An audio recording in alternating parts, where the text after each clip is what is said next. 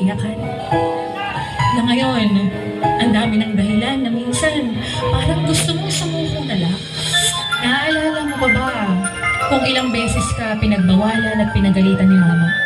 O kaya naman ay naglagay ng makapal na karton sa puwet para hindi maramdaman ang